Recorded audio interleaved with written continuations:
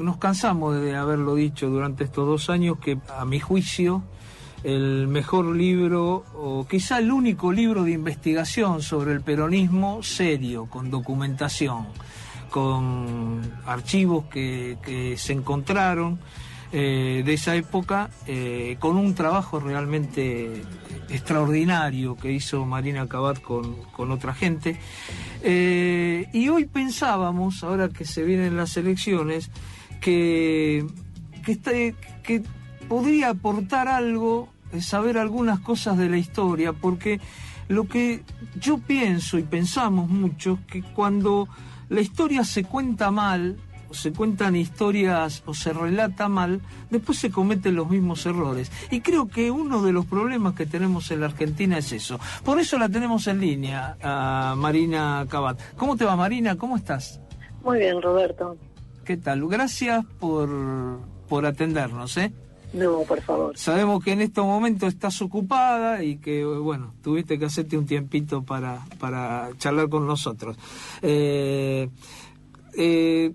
Bueno, yo lo que quería hoy era reflotar algunos mitos, hacer lo que vos propusiste en el libro, ¿no? Una relectura del peronismo. Y empezar un poco cuando...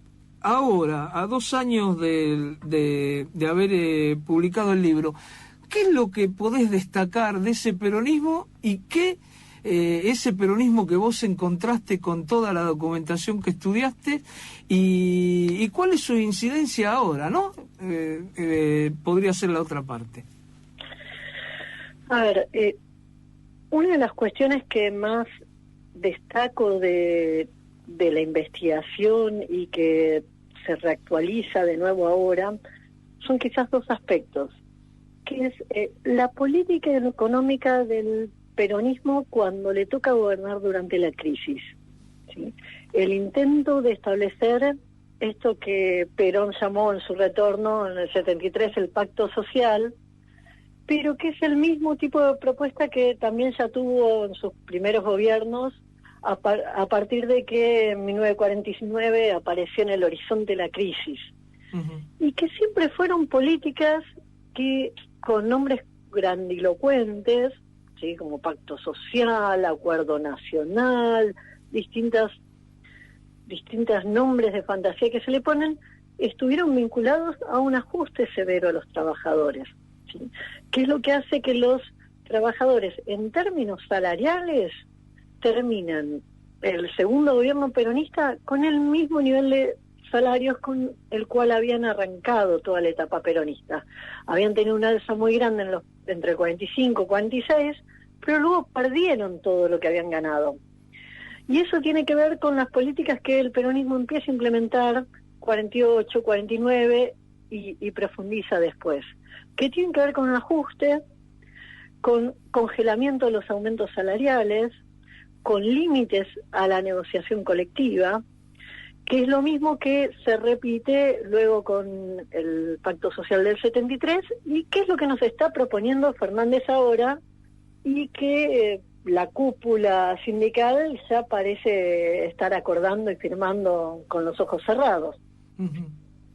Es decir que, bueno, esto se repite. ¿Y vos pensás que esto se repite porque, bueno, el primer peronismo, el que vos, el que está en el libro entre el 43 y el 55, tiene un momento, mediados de los 40, que por la guerra, las ventas al exterior, las exportaciones, ahí entra mucho dinero. Más o menos lo que le pasó al kirchnerismo en la primera etapa.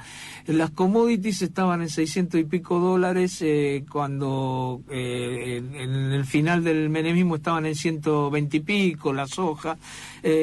¿Vos pensás que al no tener una política redistributiva en serio, cuando se caen esos ingresos, se va al ajuste, no queda otra? Sí, porque aparte no se reestructura la economía. Puede llegar a haber algo de política redistributiva, que algo le llega a la clase obrera, mucho a la burguesía, lo que uno puede decir la burguesía planera argentina, o sea, la burguesía industrial que vive solo de subsidios, uh-huh, y que si no, no puede subsistir, que es completamente ineficiente, y entonces se tira dinero en sostener ese tipo de burguesía, en ese tipo de emprendimientos, y después cuando en la época de las vacas gordas pasa, la estructura no ha sido cambiada, se mantiene una estructura muy ineficiente, incluso hasta empeora en ese sentido, y tiene que venir el ajuste.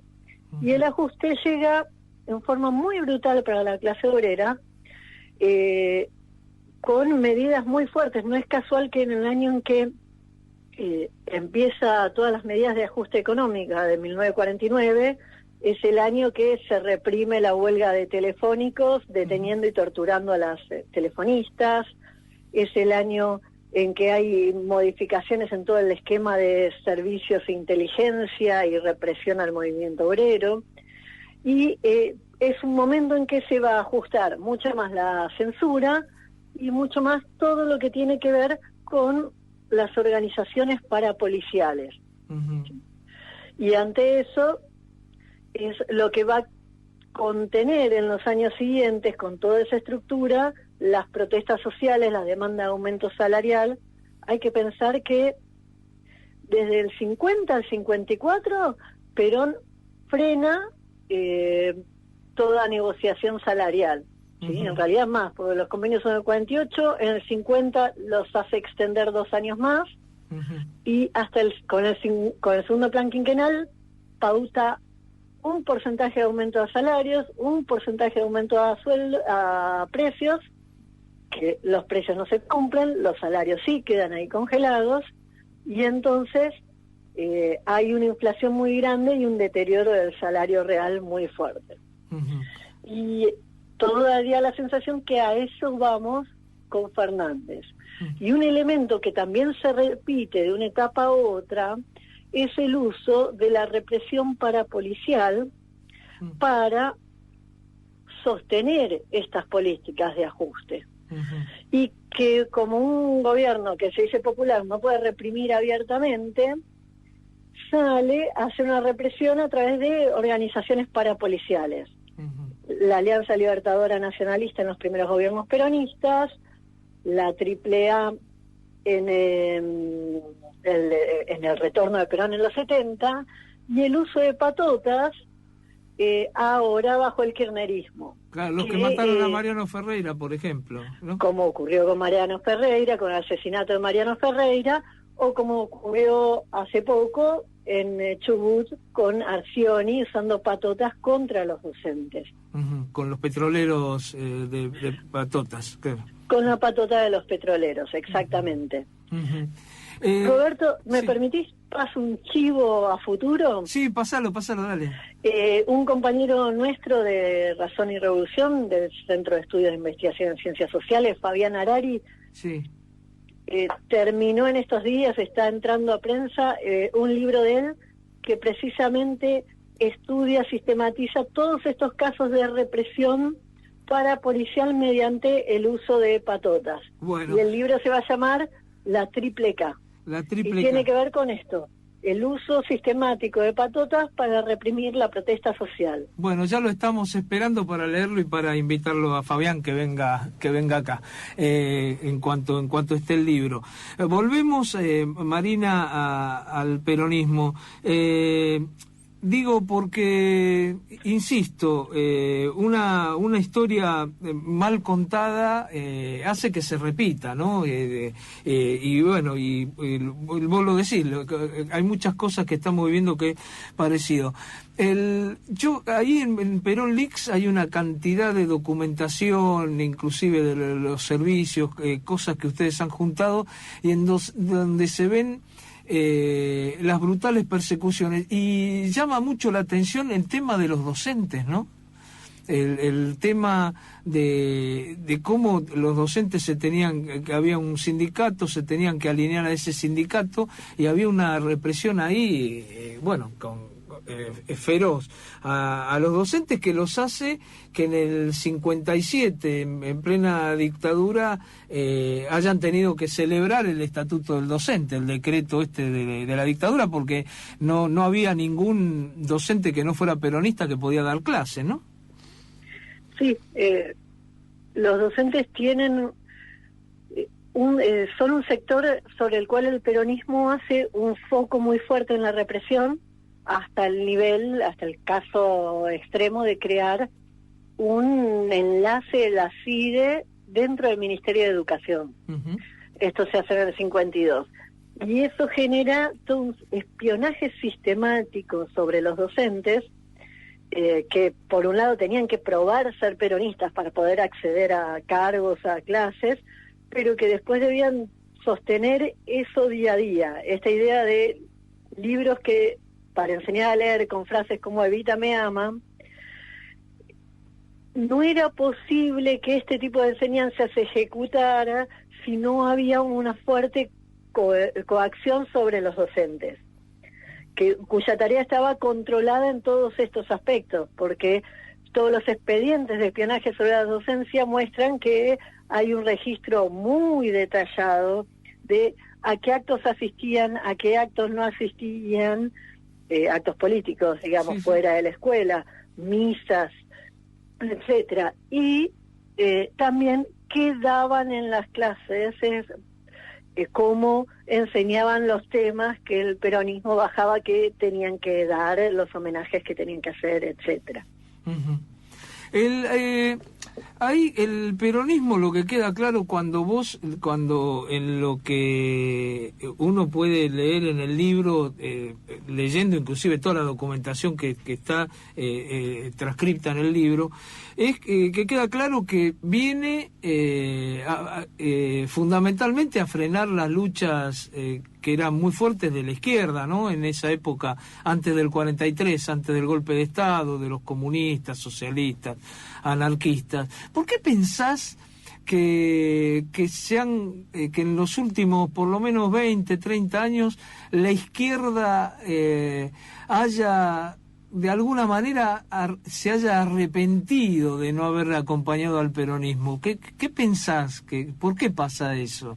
Y que no lo tenga como lo que ha sido siempre. Es más, uno lo ve en las elecciones. Cuando la izquierda votó en la elección anterior en blanco, el enemigo fundamental del peronismo era la izquierda. Decía, no, por culpa de ustedes no ganamos, qué sé yo. Pero ¿por qué pensás esto? Esta mochila que trae cierta izquierda y que hoy inclusive son jóvenes, pero siguen pensando esto, que no, que habría que haber estado en esa época con el peronismo.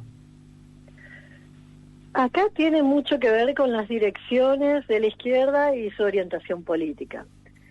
El Partido Comunista, con su adaptación al régimen y el apoyo al kirchnerismo, ha abandonado toda denuncia que pudiera haber hecho antes del peronismo, incluso dejando de denunciar los asesinatos de sus propios compañeros y sus propios dirigentes. Claro, en Galinela, el primer desaparecido, ¿no?, que se conoce, en Rosario.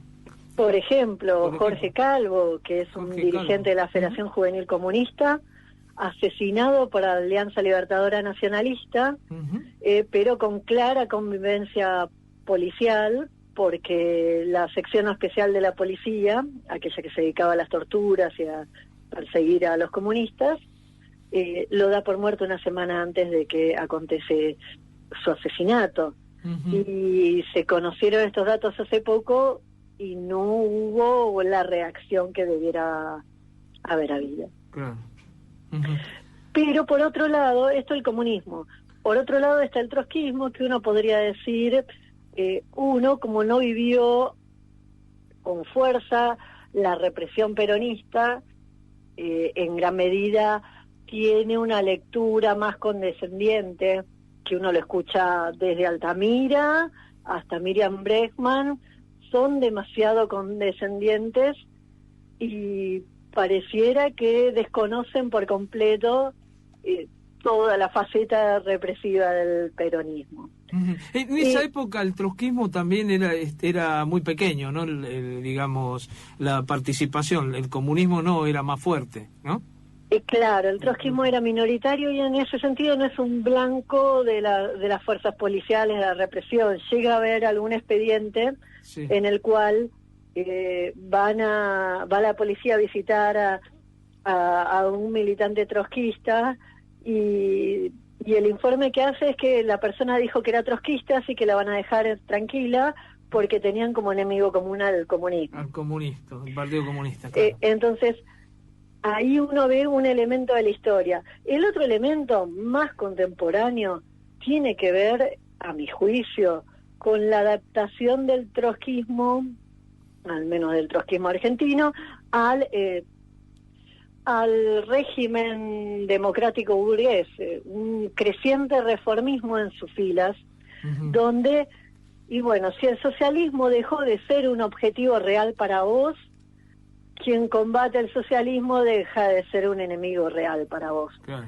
Y entonces, en el fondo, yo creo que ahí radica el grueso del comportamiento que vemos en partidos trotskistas. Claro, ahí se nota un poco la diferencia. Si te tengo que decir, ¿qué fue lo que más te sorprendió ahora, 2 años de que ya hiciste este libro, esta investigación? ¿Qué fue lo que más te sorprendió del peronismo y qué cosas cambiaste a partir de ese momento? ¿Cambiaste alguna? Dijiste, uy, yo pensaba otra cosa que había sido, porque nosotros es más, muchos se creen la famosa frase de Perón que decía, hay socialistas, hay radicales, hay conservadores, pero todos somos peronistas, ¿no? Y un poco uno vive eso, ¿no? Cuando ve los armados políticos, ve que el peronismo está en todos lados. ¿Qué fue lo que te sorprendió a vos? A mí me sorprendieron 2 cosas. Uno, el nivel de sistematicidad en este control, espionaje y represión a todos los niveles. Como estaba especializado en distintos sectores para perseguir, controlar a cada sector de la sociedad, tenía algún órgano del peronismo que estaba siguiendo. Por otro lado, también la manera en que el peronismo dirige selectivamente la represión y cómo maneja los tiempos, reprimiendo en algunos momentos a unos sectores y haciendo treguas con otros. En ese sentido es muy llamativa que después de ganar las elecciones, Perón de alguna manera hace una tregua con el Partido Comunista, que ahí es cuando el Partido Comunista empieza su revisionismo en relación al peronismo, y deja de atacar al comunismo por 1 o 2 años, mientras se dedica a destruir al laborismo, a dirigentes sindicales que lo habían apoyado previamente y querían mantener una independencia. Cipriano Reyes, por ejemplo. Exacto. Y la tregua que hacía momentáneamente con el comunismo le consiguió el silencio del comunismo frente a esa otra represión que estaba desarrollando contra dirigentes sindicales. Pero eso, claro, pero después termina la represión en contra del comunismo también. Una vez que se saca del medio a los laboristas, Perón vuelve a apuntar sus cañones contra el comunismo. Claro. Eso es claro. Y esto vuelve a ser el caso en la década del 70 con mucha claridad. Una pregunta que por fuera ya del libro, pero creo, hoy todavía la famosa Carta del Laboro, que fue la primera reforma que se hizo sindical importante durante el peronismo, que primero fue por decreto de la dictadura militar que había asumido en el 43 y después lo avaló el Congreso después del 45. Hoy tenemos prácticamente tenemos la misma ley de asociaciones profesionales. Sí, todavía modificada en un sentido más autoritario, claro, en la década del 70. Claro, y eso también, ¿por qué pensás que la izquierda que tiene como latiguillo en contra de la burocracia sindical, bueno, todo es una consigna, todos estamos en contra, pero a su vez, inclusive habiendo tenido bancas la izquierda en algún momento, nunca se le ocurrió presentar una modificación? ¿Por qué pensás que no lo hace por esto? No sabría decirte. Hay un punto central que es el seguidismo, que se manifiesta en un montón de veces cuando todavía se levantan consignas de reclamémosle a la CGT que convoque a cuando en este momento la izquierda tiene fuerza para lanzar actos propios, lanzar medidas de luchas propias, y sea por este seguidismo al peronismo, sea por el electoralismo, esto lo está perdiendo. Está desperdiciando oportunidades y en ese sentido abandonando a la clase obrera. Este año, la multicolor en docentes, pese a dirigir distritos importantes, ha estado prácticamente estancada, cuando bien podría iniciar un movimiento huelguístico más importante. Y muchos compañeros de base lo están reclamando.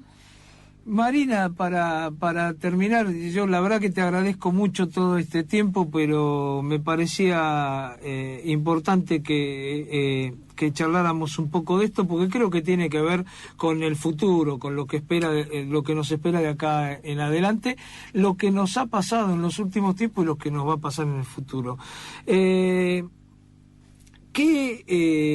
Déjame la enseñanza fundamental que vos creas que ha dejado este libro, que supongo que se debe haber vendido bastante bien, ¿no? Aunque es muy difícil en la Argentina salir de la historia que nos han venido bajando desde hace mucho tiempo, pero supongo que hay mucha gente que ha querido conseguir este libro de investigación. ¿Cuál es la enseñanza?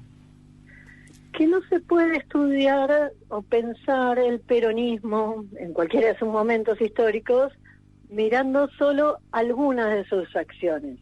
Uno, para comprender, tiene que comprender la totalidad del proceso, cómo empieza, cómo sigue, cómo termina, y todas las medidas que se van dando en simultáneo. Entonces, uno no puede tomar una ley, un aumento de sueldo, una concesión particular, en abstracción de todo lo que está haciendo ese mismo régimen político de cara a los trabajadores. Bueno, Marina, yo te agradezco mucho por esta conversación. El libro se sigue vendiendo, ¿no? ¿Se puede conseguir ahí en el Barrilete? Ahí en Barrilete, en Salcedo 2654, se puede conseguir el libro Perón Leaks. Hay un momento que puede ser interesante para que vengan a buscarlos. Un último chivo: el viernes que viene, el viernes primero, o sea, no el viernes de esta semana, el viernes de la otra semana, viernes primero, se va a presentar otro libro. Estoy contenta porque van sumándose otras producciones que aportan este mismo tema, que es un libro de Irene Cutillo, Historias Gorilas, represión en la Argentina durante los años 1943-1955. Bueno. Ella va a presentar el libro ahí y vamos a estar Pablo Posillo comentándolo también. Bueno, Marina, muchas gracias por esta comunicación, te mando un abrazo grande. No, gracias a vos, Roberto, siempre un gusto. Gracias.